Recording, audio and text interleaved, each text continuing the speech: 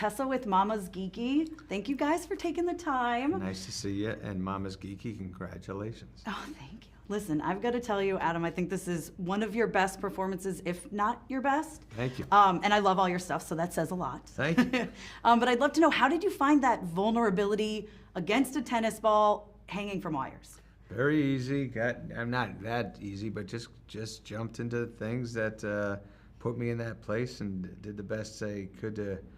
The set was kind of, quiet, and everybody knew what had to get done. And Johan, the director, was prepping me of what he was looking for and what my character was going through and feeling. It was a very interesting process. And then Carey and I did some good stuff together, didn't we? Mm. We went out a little. We had our relationship problems. Carey enjoyed that. I did.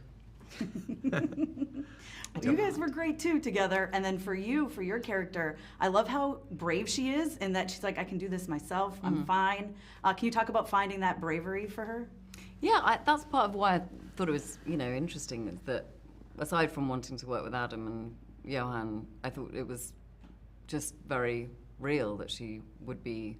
I think I know lots of women who would do that, and lots of who would take charge of their own kind of life and future if they felt that they hadn't been prioritized in their relationship. So I thought it was really cool, and that there was this place where women, in our story, that you can go and be in a community of women doing the same thing. I thought that was really awesome. Mm-hmm.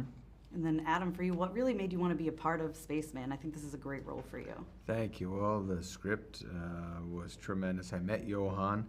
He, his past work was pretty amazing, and he sent me the script, and I read it, and it kind of broke my heart, and I thought it would be great to dive in with this guy. And then we were fortunate enough that Carey was into it also, and got to really work hard and have a great time with Carey and Johan. Yeah. Now, how would you guys describe this movie, like in 3 words, for people who are flipping through Netflix trying to decide what they want to watch? 3 words, you're better than me. You got them. Come on. All right. Delightful? No. All right, see, I'm not good at this. All right. Okay, let's think about it. Reflection. Yes. Mirror.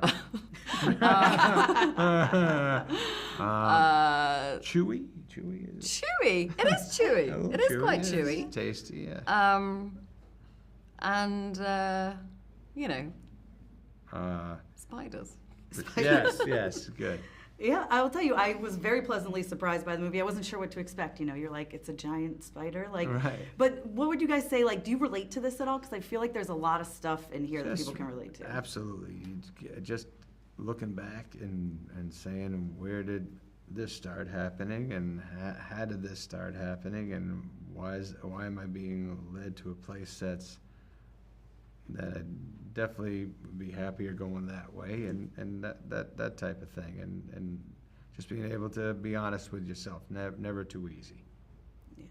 How about for you, Carey? Yeah, and I think particularly like post-COVID, it sort of, I think encapsulates a lot of how people felt coming out of that, or in that everyone realized there was a big moment of reprioritization for a lot of people that I know, where they were like, oh. Actually, lots of things that I felt were really important before this. That's right. Now I don't feel the same. I don't place the same importance on that. And the film is that. It's about with the pace of life and the trajectory you feel you need to be on can sometimes distract you from the things that really matter. And so it was. I think that's it. It does connect with people a lot. Absolutely. Well, congratulations, guys. Thank you. Thank Adam, you. I've got to tell you, too, I think your daughters are phenomenal in You're So Not Invited to My Bat Mitzvah. Thank I have 2 you. daughters myself, and we watch that movie together all the time. That's tremendous. How old are your daughters? 11 and 12. Oh, that's the best. And my oldest is actually going to her first bat mitzvah Oh, her friend next month, That's so she's fantastic. very excited. All Yes. right. Say Awesome. hi. I will. That's so nice. Thank you. Yes, thank you guys so much Thank for your time. Thank you. Thank you so much for taking the time today. I absolutely loved this movie. I've got to start off with, I think it's one of Adam Sandler's best performances, if not his best performance. How did you kind of pull that out of him and, you know, really capturing that loneliness on set?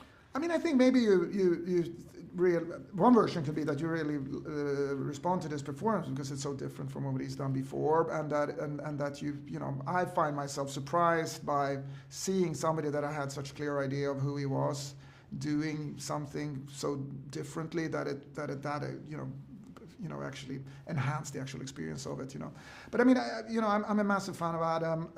I've loved him always, you know, both in his stupid funny roles all the way to you know, Punch Drunk Love and Funny People and whatever it may be. So I was convinced he had a range for it. And then I met him. I had a general meeting with him, and it was very clear that, you know, that he's a ballsy guy. He wants to do things that he's never done before. He is very unafraid, and he is so much not. A lot of actors are very stuck in their ways. Mm-hmm. He's the opposite, you know. So he was just like, he just fell into my arms and said, like, yeah, let's do this. Whatever we need to do with this, let's do it. And he did. And he is so tremendously delicate and subtle and has all these kind of things. A lot of it very different from what he's done before, but he had zero fear in trying out the different aspects of it. So, I mean, again, he's a phenomenal actor, and this is what phenomenal actors do. Yeah, absolutely. And then it really felt like he had a connection with Hanush, of course, and Paul Dano was not on set, I assume, right? No. So how did they work that out? Did they get to spend time together before filming started? I mean, they did some Zoom rehearsals. Again, it was pandemic days and all that kind of stuff. They had all of that.